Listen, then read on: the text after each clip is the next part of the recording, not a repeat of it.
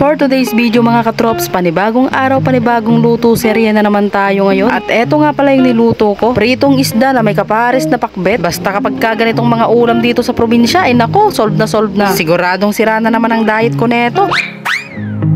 So ayun mga katrops, meron nga pala tayo ditong eggplant na talong. Tinanggal ko nga lang yung magkabilang dulo, tapos ganitong gayat nga yung ginawa ko. Meron nga rin pala tayo ditong nabiling 20 pesos na sitaw. Ito nga yung isa sa klase ng gulay na pinaka-paborito ko, lalo na kapag ka-adobo yung pagkakaluto. Ay nako, talagang pinagpapapapak ko. Isunod naman nating balatan itong kalabasa. Gumamit nga lang ako dito ng peeler para nga hindi ako mahirapan sa pagbabalat. At ganyang kalalaki nga lang yung ginawa ko. At dahil pakbet nga ang lulutuin natin, nagagamit nga tayo dito ng sibuyas at bawang, kaya naman ayan, tamang hiwa na nga ako dito ng pangrekado. Habang nagagayat nga ako dito ng mga bawang at sibuyas, ay nahugasan na nga rin ng aking malabs tong mga isda. Natanggalan niya na nga rin ito ng hasang at bituka, kaya naman ayan, titimplahan na nga natin ito ng asin para magkalasa na. Syempre as usual, dito pa rin tayo magluluto sa kahoy. Kaya naman nung uminit na nga itong ating kawali, ay nagpainit na nga rin ako dito ng mantika, tapos inilagay ko na nga isa-isa dyan yung mga isda. At pagkatapos nga lang ng mga ilang minuto, ay ayan, baliktarin na nga natin para maluto naman sa kabilang bangir na side. Kaya gustong gusto ko na talagang pinapainit ng todo itong kawali para nga hindi manikit kapag ka magpiprito, lalo na kapag ka ganitong mga isda yung lulutuin mo. At dahil okay na nga itong ating isda, ay ayan, inahon ko na nga. Tsaka para mas maging malasa nga itong ating pakbet, ay dito na nga rin tayo maggigisa sa ating pinagprituhan. Gisahin lang natin dito yung hiniwa nating bawang at sibuyas kanina, at para nga kahit papano ay magkaroon ng sahog itong ating pakbet, ay ayan, naglagay na nga ako dito ng nakalatang giniling. Nabili nga lang namin ito sa tindahan. Maganda nga ito kasi ready to use na, tapos giniling pa. Gisa-gisahin nga lang natin ito mga katrops hanggang sa magisa syempre. Tapos ayan, lalagyan na nga natin ito ng bagoong isda. Alam nyo, gustong gusto namin itong bagoong na to, yung may tatak na JB, tapos gawang Pangasinan pa. Simula bata pa ako hanggang ngayon, ito pa rin yung gamit namin. Tsaka the best itong gawing sausawan, lalo na kapag ka pinisaan mo ng kalamansi tapos sili. Kahit ito na nga lang yung gawin mong ulam,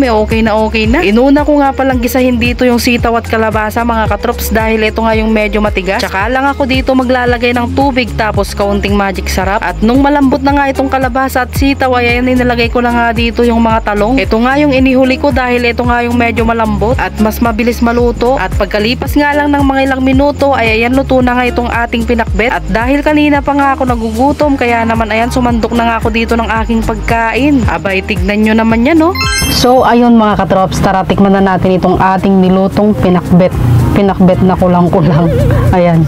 Tapos meron din tayo ditong pritong isda. Syempre, meron din tayo ditong sili, pampagana. Ayan, tara kain na tayo mga katrops. Yan natin ang isda. First bite.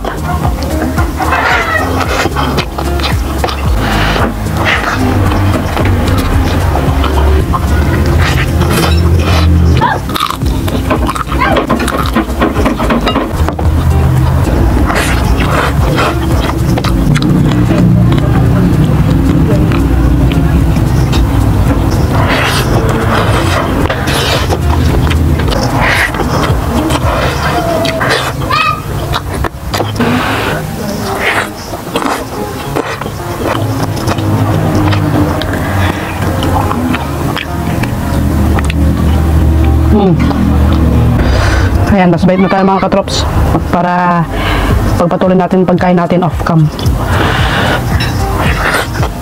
Grabe, ang sarap. Huwag nyo na rin palang kalimutan i-like and share itong ating video. Salamat sa panonood. Bye bye!